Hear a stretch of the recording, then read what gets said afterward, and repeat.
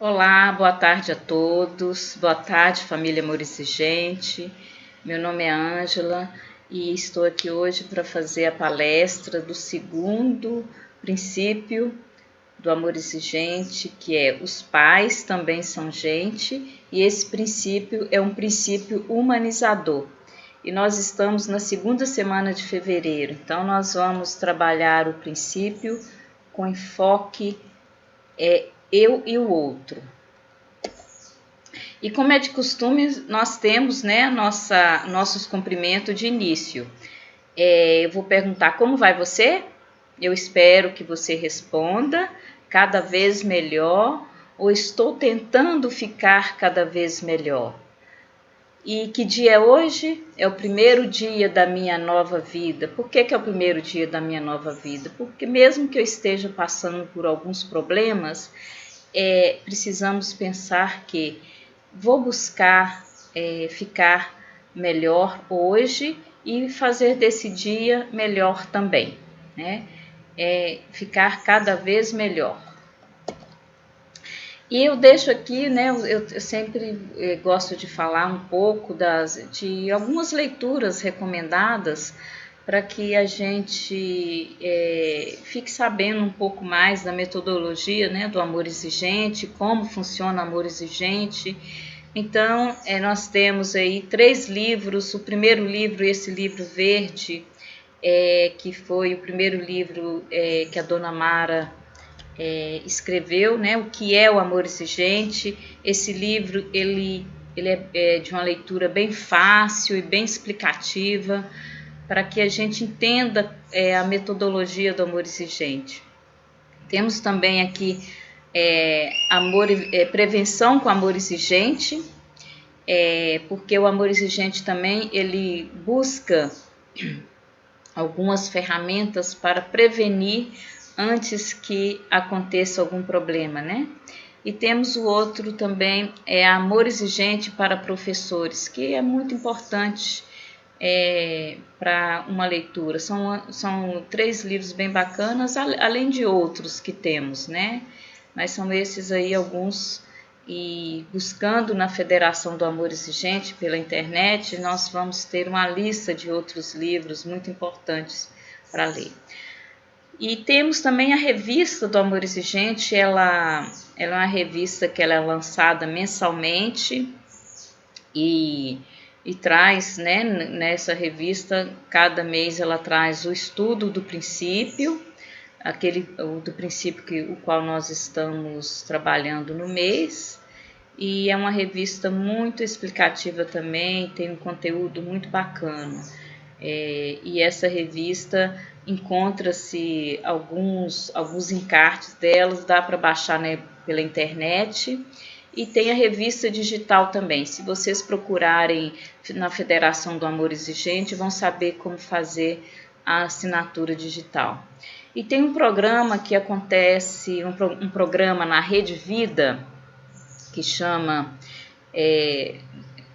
Vida Melhor, e ele é apresentado toda segunda-feira, às 12h30, e nesse programa, cada segunda-feira é trabalhado um tema sobre o amor exigente. É bem bacana também, fica aí algumas dicas para conhecer melhor a metodologia do amor exigente, saber como que podemos aplicar as ferramentas que o amor exigente nos ensina no nosso dia a dia, certo? Então vamos dar continuidade. E o que é, né, o programa Amor Exigente, gente? Ele é um programa que ele está no Brasil há mais de 3 décadas. Ele foi trazido pelo Brasil pelo nosso querido Padre Haroldo, que nos deixou, já fez um ano, né, que ele viveu 100 anos. Ele era texano, mas considerado já, né, como ele dizia, que ele já era considerado um brasileiro de coração. O Brasil o adotou. Ele trouxe essa metodologia do amor exigente dos Estados Unidos e funciona já há mais de 3 décadas e dá certo. E ele é praticado através dos 12 princípios básicos, os quais nós estudamos a cada mês o princípio, né? A primeira semana nós estudamos o princípio em relação a mim mesmo, a segunda semana, que é a qual nós estamos, nós vamos falar um pouco sobre o princípio em relação ao outro. Na terceira semana nós trabalhamos o princípio relacionado à sociedade e na quarta semana nós trabalhamos o princípio ético. E temos também, né, são os 12 princípios básicos e 12 princípios éticos, e também a metodologia do amor exigente é baseada na espiritualidade pluralista. O que isso significa? Que nós não falamos sobre religião, nós aceitamos qualquer religião, né, qualquer crença religiosa. Nós falamos do poder superior da Divina Majestade. E também trabalhamos a responsabilidade social, o quanto é importante nos envolvermos, né, com a nossa sociedade, entendermos que podemos fazer alguma coisa, um pouco, se cada um fizer um pouquinho pela nossa sociedade, os problemas irão diminuir. E também nós colocamos metas.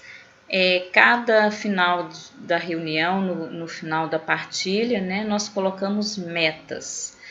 E essas metas são importantes para que mudamos os nossos comportamentos, porque às vezes a pessoa procura o amor exigente ou qualquer outro grupo de ajuda para mudar o outro, e a gente não muda o outro. Então, e essas metas são colocadas para nós mesmos. E o grupo Amor Exigente é um grupo de auto e mútua ajuda, porque você se ajuda e ajuda o outro também, né? E para falar de metas, é importante que quando a gente coloca uma meta, é necessário que a gente coloque o que eu quero alcançar com essa meta. O que é, né, essa meta? Definir um prazo, né, como dia, mês e ano, para que eu cumpra essa meta. E por quê? Por que eu quero colocar essa meta? O que me motiva a desempenhar essa meta? Porque isso é importante, porque isso é relevante para mim. Então, é necessário que no momento que você coloque uma meta, você pense nessas questões. O que eu quero, né? Eu quero o quê? Emagrecer 10 quilos? Mas quando que eu vou emagrecer 10 quilos? Se eu colocar, eu quero emagrecer 10 quilos em uma semana, eu não vou conseguir, né? Por que é importante eu emagrecer 10 quilos? Será que é por conta da minha saúde? Para que eu consiga desempenhar melhor as minhas atividades no dia a dia? Então, é necessário que a gente defina bem essas metas, porque quando as metas são bem definidas, fica mais fácil de eu cumpri-las, né? E sempre pensando, eu coloco metas para mim. Eu não vou colocar metas para o outro. Eu não vou colocar metas para aquela pessoa que está me dando problema, que causa problema em minha vida, né? É muito importante e a gente sempre pensar nessa maneira, né? E dessa forma que nós vamos mudar o nosso comportamento no dia a dia. Então, vamos seguindo. E um outro fator muito importante, né, nas nossas reuniões é a questão do sigilo. Então, eu vou ler aqui, eu gostaria que vocês repetissem aí comigo, né? Onde vocês estiverem, repitam comigo. O que você diz aqui, o que você ouve aqui, quem você vê aqui, aqui permanece, né? No final das nossas... Por que é tão importante nós colocarmos o sigilo? Porque no final dessa palestra nós iremos reunirmos, né, pelo Zoom, e iremos fazer as nossas partilhas. Então é importante a gente colocar esse sigilo, porque é um contrato que nós temos, que o grupo Amor Exigente tem com todos, né?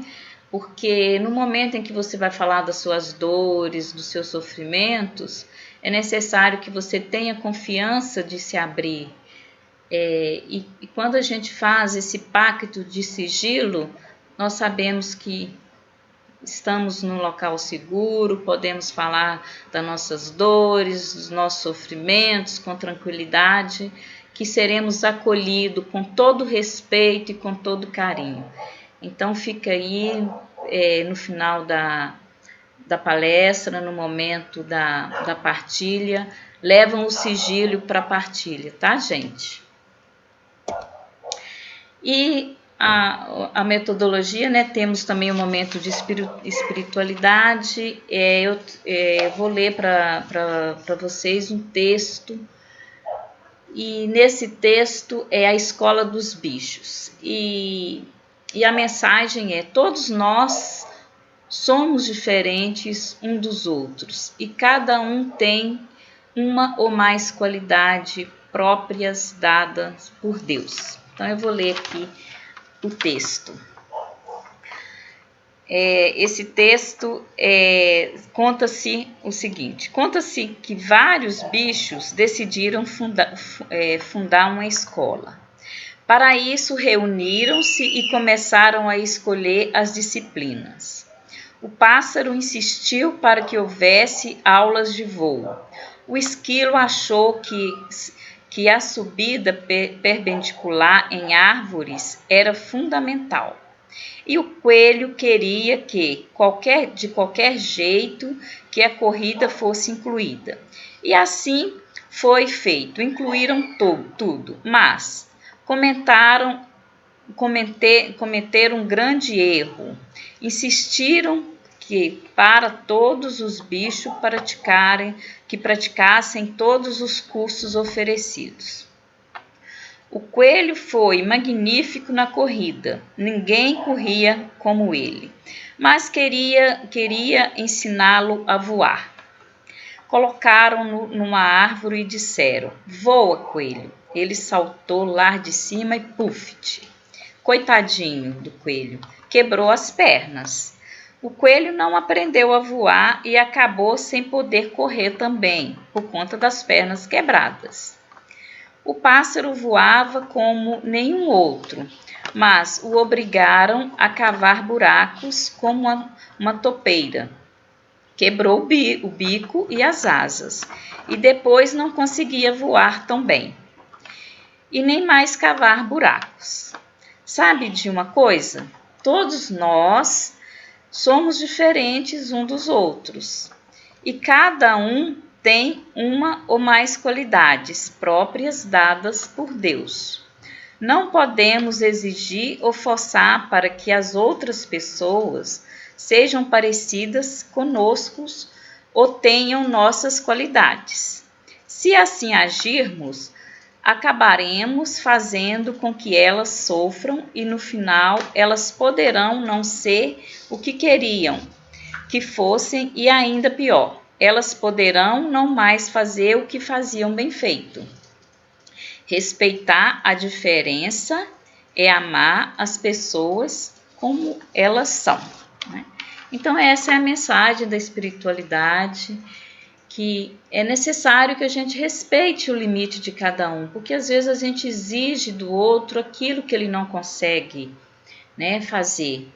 E no momento que a gente fala, né, de espiritualidade, é muito importante sabermos que cada um tem o seu dom, cada um tem a sua qualidade. Então fica aí essa mensagem para a gente refletir no momento em que a gente for exigir do outro. Vamos avaliar se o outro tem condição realmente, qual que é a diferença que o outro tem. Que todos nós somos diferentes, né? E nós precisamos respeitar essas diferenças. Okay? Então, entrando aí, né, essa matéria foi retirada de uma das revistas do Amor Exigente. E o que o princípio humanizador vem nos dizer, né? O segundo princípio. Ele vem nos dizer que quando nós nos tornamos pais, não somos transformados em super pessoas, né? Nós somos humanos. Continuamos a ser quem somos, apenas gente. Pessoas que erram, que acertam e seguem assim pela vida. Então, não somos super-heróis, né? Que podemos tudo. E tem uma frase que o amor exigente usa muito nesse princípio, para mim, qualquer coisa serve. Ou seja, essa é uma frase desastrosa, repetida por muitos pais. Não sei se isso cabe aí para quem está nos ouvindo, se já falou isso alguma vez, né? Referente à questão do filho. E que possui um poder fantástico de transformá-los em qualquer coisa, em algo sem valor, que aceita tudo e que não merece respeito. Somos gente e não qualquer coisa. O problema ocorre quando, em detrimento do amor que sentimos pelos nossos queridos, esquecemos de nós mesmos e nos abandonamos. Não há por que viver somente em função dos nossos filhos. Então, às vezes, a gente coloca, né, as escolhas dos nossos filhos em primeiro lugar e esquece das nossas próprias escolhas. Nós deixamos que, em função desse amor que a gente sente pelos filhos, nós nos deixamos de lado. E nós precisamos entender que as funções as tarefas, né, do lar é função de todos que moram na mesma casa, né, na mesma residência. Então, as responsabilidades das tarefas do lar são de todos, né? Então, nós vemos aqui nesse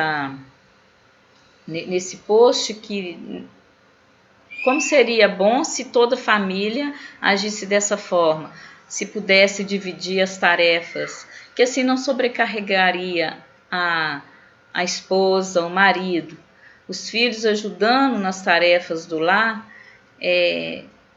os pais poderiam ter mais tempo para as coisas deles mesmos, né? Mães e pais sobrecarregados terão sempre filhos folgados, né?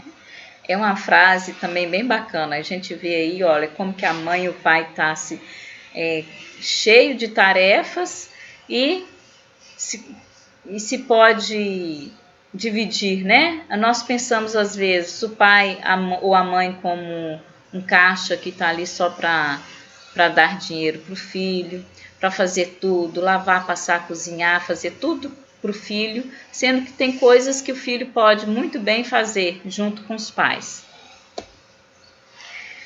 Então, fazer seu filho ajudar em casa auxilia-o no desenvolvimento.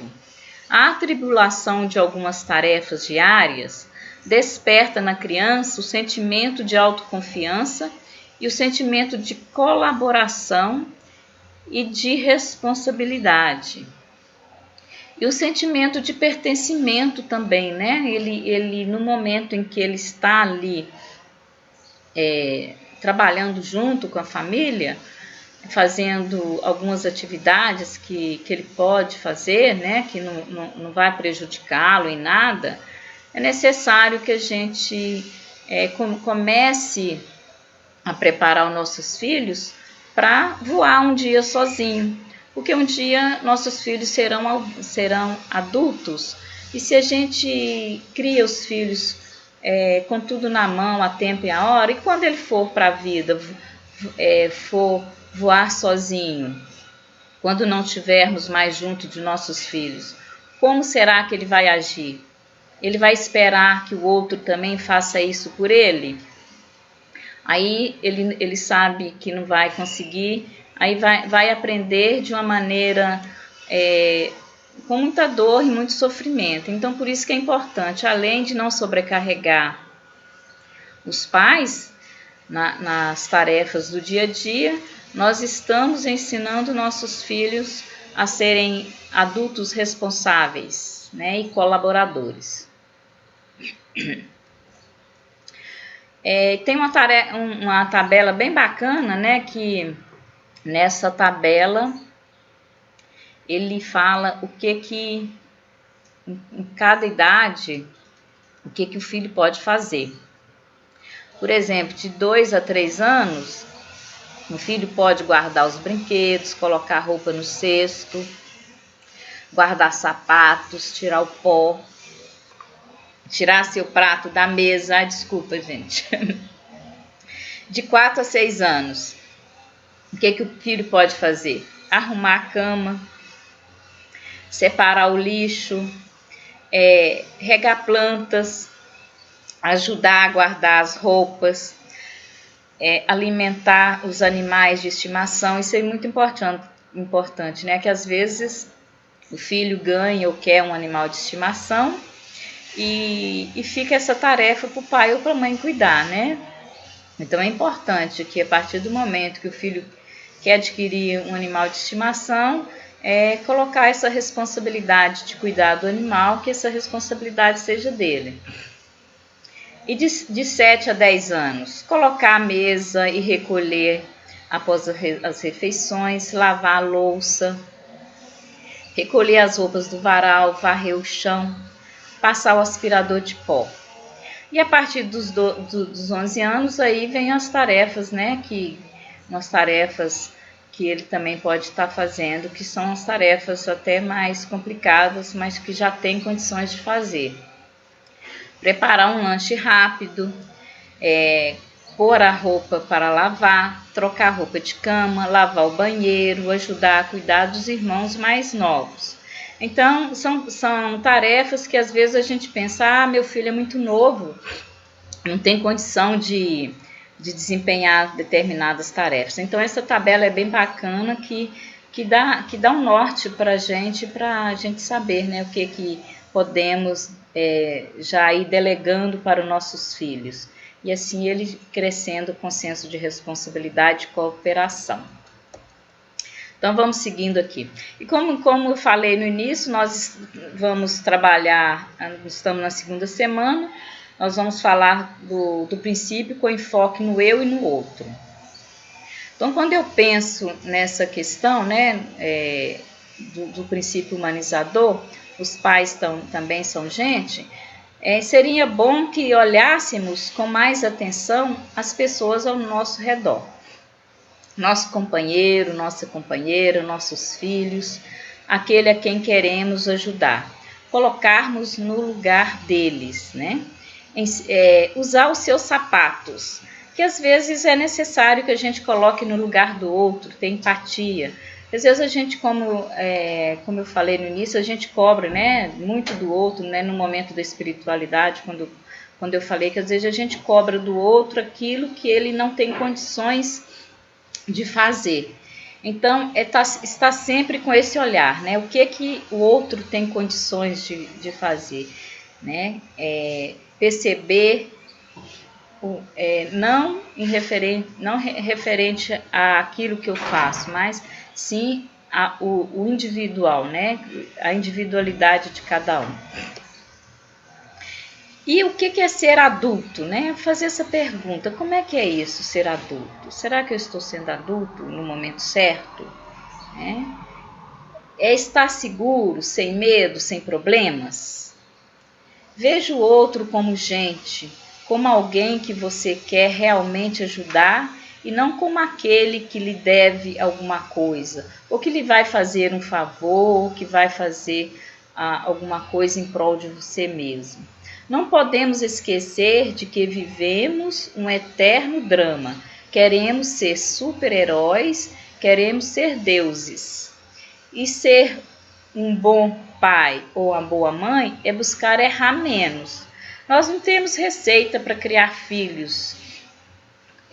Até mesmo quando você vai fazer um bolo com a receita, você seguindo todos os passos, passo a passo, o seu bolo pode dar errado.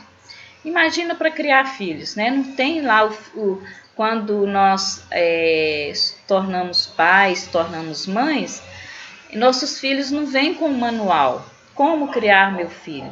Então, às vezes, a gente tem medo de errar e, em função desse medo de errar, nós nos sobrecarregamos. Pais também erram, né? Os pais são seres humanos e os seres humanos estão fadados de erros, erram constantemente. O importante é ter consciência daquilo que errou e aprender com os erros. E aqui deixo, né, tem essa frase, né, que dor compartilhada é dor diminuída. A doença sai pela boca e o remédio entra pelo ouvido. Então é muito importante na partilha a gente falar realmente daquilo que está nos causando alguma dor, algum sofrimento. E ter confiança, porque no nossos grupos de amor exigente, ele recebe o outro sem julgamento, sem preconceito. Então isso é muito importante para que cada um sinta-se seguro para falar de suas dores.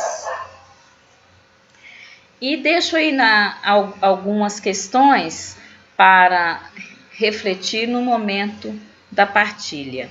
Em qual desses personagens me reconheço? O super-herói capaz de tudo, pronto para tudo, a tempo e a hora? A máquina que trabalha incansavelmente? Eu sou aquela pessoa que estou trabalhando incansavelmente em função do outro, não estou deixando que o outro contribua. O caixa eletrônico pronto para distribuir dinheiro a tempo e a hora, né? Porque às vezes os filhos têm condições já de estar buscando algumas atividades já para ganhar algum dinheiro, para comprar determinadas coisas, um brinquedo, né? Ou qualquer coisa que ele queira comprar. O Marte que carrega para si as falhas do outro, o outro erra e eu estou assumindo esse erro, né? O Deus que vive em busca da perfeição, como eu falei, né? Nós não somos perfeitos. A perfeição vem da divindade, a perfeição é da divina majestade, né? Do poder superior, e não de nós seres humanos. Desses personagens, qual me comprometo a abandonar? E qual meta estabelecerei para isso? Como eu falei no início, né, da palestra, como é importante estabelecer essas metas bem definidas, colocar um prazo, saber o porquê que eu quero colocar essa meta, o que eu quero alcançar com essa meta. Então, são essas questões que eu deixo aí no momento da partilha, tá? E quando vocês forem partilhar, busquem pensar nessas questões. Vamos dar continuidade. Então. E como é de costume, no final de cada reunião nós fazemos a nossa oração da serenidade. Eu gostaria que vocês fizessem aí comigo a oração da serenidade. Eu seguro a minha mão na sua, uno meu coração ao seu, para que juntos possamos fazer aquilo que sozinho eu não consigo. Concedei-me, Senhor, a serenidade necessária para aceitar as coisas que eu não posso modificar, coragem para modificar aquelas que posso e sabedoria para distinguir uma das outras, força, fé e alegria. Bom, gente, era isso que eu queria passar para vocês, tá? Tenham todos uma boa partilha e fiquem em paz. E no momento que vocês estiverem passando por alguns problemas, pensem sempre nessa oração da serenidade. Tem coisas que eu não posso modificar, né? Tem coisas que não está ao meu alcance mudar. Como que eu vou lidar com tudo isso?